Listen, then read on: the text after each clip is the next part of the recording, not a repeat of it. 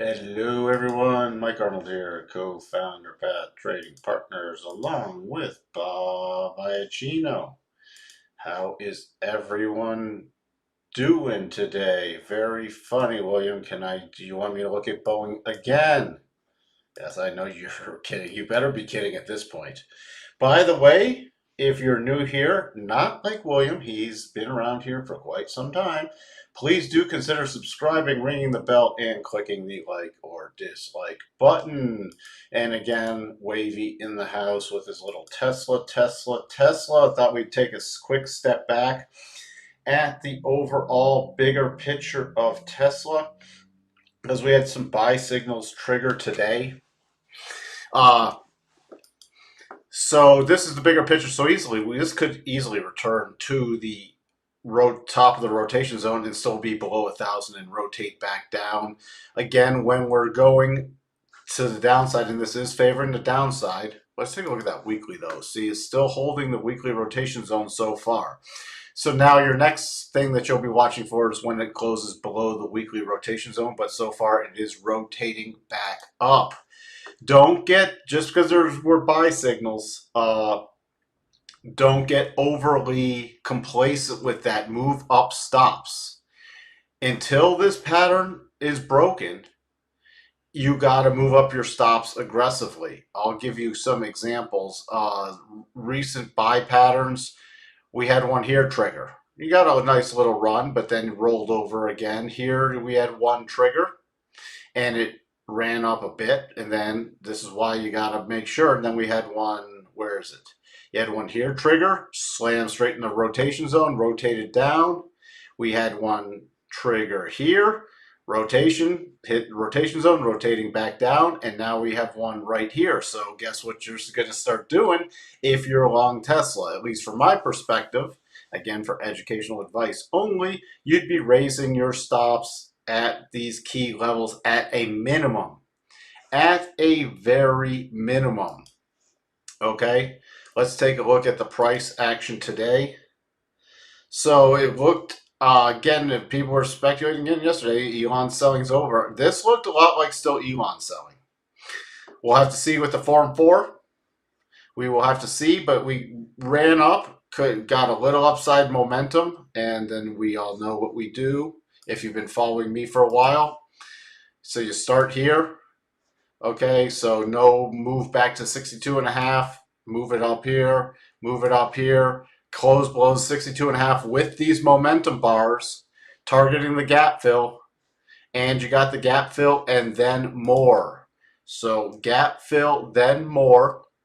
Projections, I put this on Discord, so from this high from the day back to the yesterday's low gave me a 85.80 level.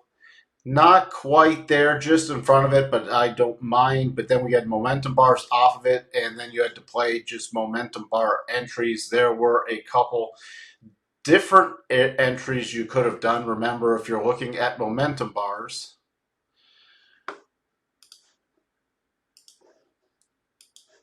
we're again watching, you don't want to close below 62.5, but here it bases sideways, and then you get a resumption, a break back up. That is an entry signal. If you didn't take that one, break back up, but then you pull back 37.5. Now you don't want to close again below 62.5%. So that's where stop goes. Now this was another rotation entry. And then, that's the way you continue that up. The other thing, once we got back above the day on a retracement, started getting above the 62.5 right here. Then I watch for a retest of the highs and possibly beyond those levels. And you see, we just kept powering up through the days. Not going to go through all the harmonics today. I just have the final ones at the end of the day up there.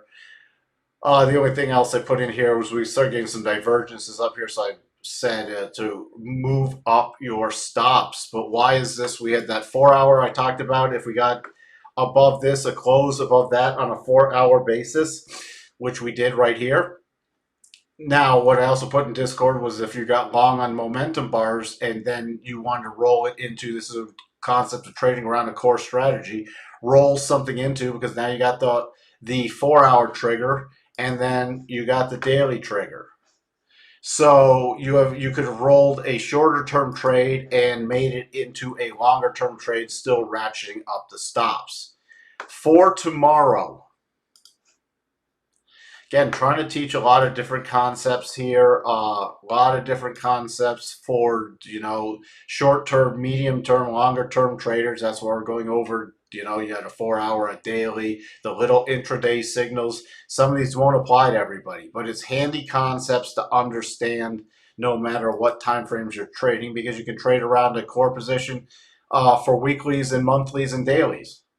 So even if your daily is the shortest time frame and you have a week and month chart perspective, tomorrow my bullish line in the sand is 931 area. As long as we're above there, pretty strong bullish mode. Next target area is about 943.60, and then my next major target is 950. Again, these can be used to move up stops and or take partial profits at key levels. Let's see. On pullbacks. First, I'd be watching. You see, I was holding the top of the rotation zone. I'd be watching the 15-minute rotation zone and the spike. Yet the spike morning high for tomorrow. So if you have any weakness in the morning, you don't really want to close below the rotation zone coming in right now about 922.70. So that's your key line of sand. If you did drop below that, let's just see what my next level would be. If we drop below that, I roughly have to go somewhere around 915. And below 915, we're back in consolidation and all this got wiped out. So not good. By the way, your stop for both the 4-hour and the daily would be below today's low. Okay, that would be below today's low is the confirmed stop out. So you could technically pull back into this consolidation level and hold and then rotate back up, and it would still be a fair game for being long. Now, let's take a look at the daily. Then I'll get to some comments in a minute. So this 950 area coming in with the bottom of the daily rotation zone. So do not ignore this area for moving up a stop. Then above there, above 950, I'd be watching the 4-hour rotation zone, which is going to keep dropping and sort of flatten out. But right now it's about 965. Then the next major target above 965, besides using harmonics, you're going to have to keep in mind there's going to be some resistance right around this 978 area and the hooking over top of the weekly. So that's my next target. Then above that, I'm roughly back to 1,000. Or sorry, 978 to 985, then to 1,000. So those are all my upside targets. By the way, when you have a potential bottoming, hold on one second. When you have a potential bottoming candle like this, great little thing to do, especially for longer term stops, is you don't want it to wipe out 62.5% of this whole candle body. So right there, a great area for, because if you start getting back below this, then I watch for a retest of the lower price areas. So for a stop basis, this 906 area would be a really powerful stop for any pullbacks. And then you can keep ratcheting it up as this goes higher, but that would be a great initial stop. Let's see, and again, we're now out of the just touching that oversold condition and bouncing, but this is a pretty strong bottoming pattern. Remember that we are against the daily rotation zone. I'm going to keep saying this, so this can easily roll over. This can easily still roll over. Let me clear off some lines up here too. It's a little cluttered. At any point in the daily rotation zone, just as I showed you some other of these buy signals, and we've had the continued selling there. So let's see. Bob thinks short seem to have some big trouble ahead. Even if Elon's still selling, it's pretty clear to everyone that the selling is not much to go. Imagine he tweets the selling is done. What will happen to the stock price? I'm still just going to trade it technically. I got to trade it technically. You can, until this can show me that, we've put in another long-term bottom. I still have to ratchet up my stops, and take these rallies and not go super bull mode yet. And if you are bullish, I'd still recommend, if you're super bullish, I'd still recommend raising your stops, because if it does roll back over, the worst thing you do is have blinders on at any point. Let's see. Well, Motor Trade, thanks for being here. Most of the day is like watching my sister parallel park. On the 30-minute chart, the ramp is all green bars, suggesting short color covering in or systematic triggering of buy stops, still under the 50-day MA. Yep. And the 50-day MA is right here, right smack dab in the middle of the rotation zone. So, and that was support. You can see here support, support, resistance, resistance. So right in the middle of the rotation zone, you also have the 50. And that's right around this 9. There's a converge with this 985 area. 978 to 985 is really, really key at this point.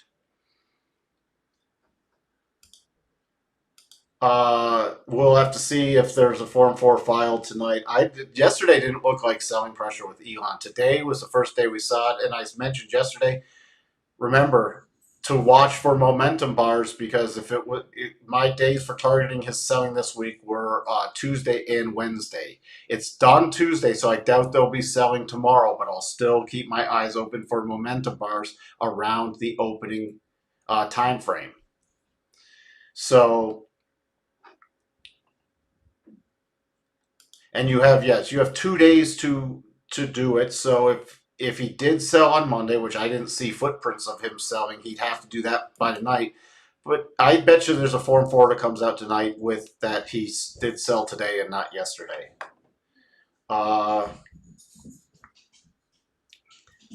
Let's see.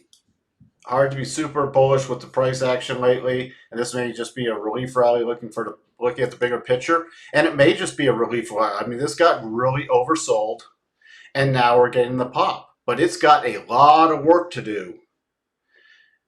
It's got a lot of work to do to really get a long-term bottoming pattern in place.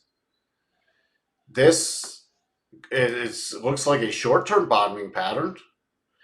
But if it comes up here and then it rolls over, or if bad news comes out or something, or there's, I know that people say there's the German factory and Austin are coming online, but if there's delays in the German factory, if there's something else, it tends to, a lot of times news also tends to follow technical analysis for a while. It's why I look at it. So we could get a rally, bad news, or more selling. There could be more selling next week.